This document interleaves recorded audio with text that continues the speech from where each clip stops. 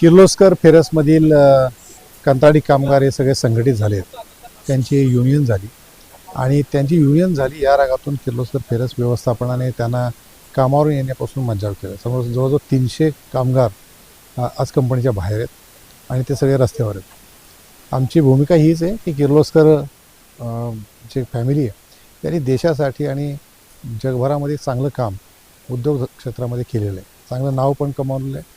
शंतनुराव किर्लोस्कर यांना देशाने त्यांच्या कामाबद्दल चांगलं मोठं योगदानाबद्दल पद्मश्री पदम पुरस्काराने त्यांना सन्मानित केलेलं आहे आणि अशा फॅमिलीमधले हा एक उद्योग समूह आहे आणि अशा नावाला कुठं गालबोट लागू नये अशी आमच्या संघटनेची कायमची भूमिका आहे।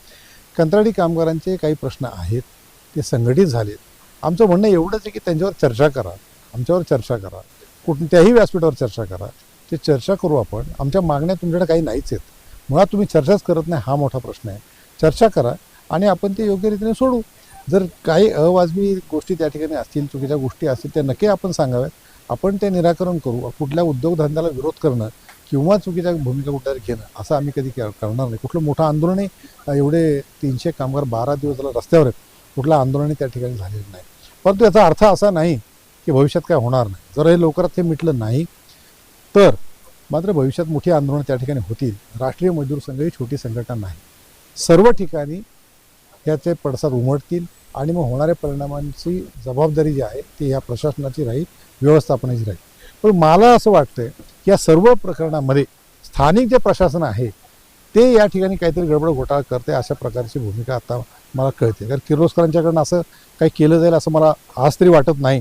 फक्त त्यांनी त्याची दखल घ्यावी, त्यांचे MD त्याचे कोणी डायरेक्टर बोर्ड असतील त्यांनी यातमध्ये हस्तक्षेप करावा, समोर यावं, चर्चा करावी अशी आमची भूमिका आहे। हे स्थानिक सगळे भूमिपुत्र आहेत, ज्यांनी आपल्या जमिनी दिल्या, त्या जमिनी दिलेल्या माणसांना तुम्ही रस्त्यावर आणण्याचं काम या ठिकाणी करू नका। आपला उद्योग वाढला पाहिजे, मोठा झाला पाहिजे अशीच आपली भूमिका आहे। किर्लोस्कर फेरस उद्योग समूह हा फायद्यामध्ये चाललेला आहे, करोडो रुपये तुम्हाला त्यातनं फायदा होतोय आणि संघटनेची भूमिका एवढीच आहे की जसा करोडो रुपयाचा फायदा होत असताना या कामगारांना रस्त्यावर आणण्याची वेळ तुम्ही येऊ देऊ।